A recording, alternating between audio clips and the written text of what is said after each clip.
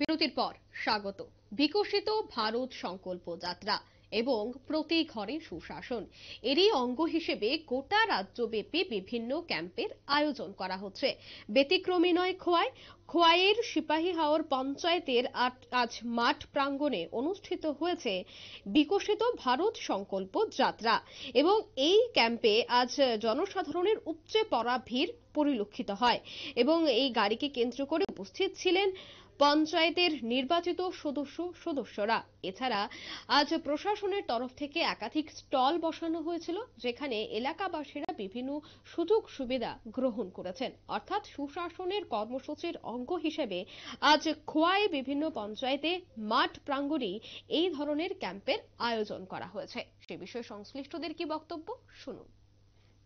ভারত সংকল্প গাড়ি এসে পৌঁছেছে এবং এই বিকশিত ভারতের মাধ্যমে আমাদের সিপাহীহাওর গ্রাম পঞ্চায়েতের বিভিন্ন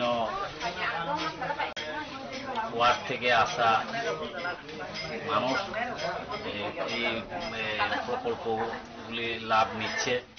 যেমন যারা অনেকে আছেন ঘর পেয়েছেন, অনেকে আছেন যেমন শৌচালয় পাননি, তাদের কাছ থেকে আমরা এই কাগজপত্র সংগ্রহ করে এই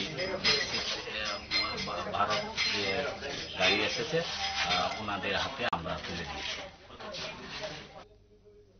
আপনারা শুনলেন সংশ্লিষ্টদের বক্তব্য। মূলত প্রতি ঘরে সুশাসন এবং বিকশিত ভারত সংকল্প যাত্রা এর মূল উদ্দেশ্য হচ্ছে কেন্দ্রীয় সরকার বা রাজ্য সরকারের যেসব প্রকল্প রয়েছে, যেসব সুবিধা রয়েছে, সেসব সুবিধে সাধারণ মানুষকে জানানো।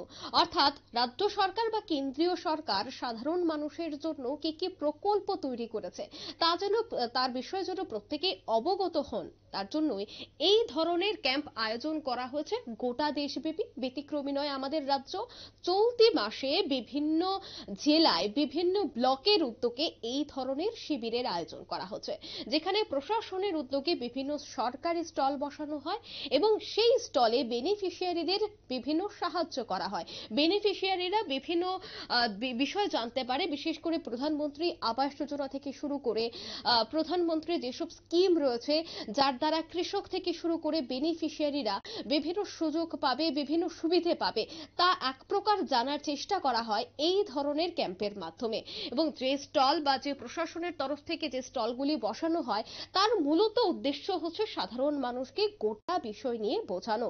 আমরা এর আগেও দেখেছি, শুধুমাত্র খোয়াই নয়, রাজ্যের বিভিন্ন জায়গায় এই ধরনের ক্যাম্পের আয়োজন করা হয়েছে, যেখানে এলাকাবাসীদের উপচে পড়া ভিড় পরিলক্ষিত হয় এবং এদিন সরকারি বিভিন্ন স্টলের পাশাপাশি বিভিন্ন স্বাস্থ্য শিবিরের আয়োজন করা হয়, রক্তদান শিবিরের আয়োজন করা হয় এবং আজ খোয়াইয়েও বিভিন্ন সরকারি স্টল বসানো হয়েছিল, যাকে কেন্দ্র করে উপকৃত হয়েছেন বেনিফিশিয়ারিরা। নিয়ে নিচে ছোট্ট একটি বিজ্ঞাপন বিরতি, সাথে থাকুন।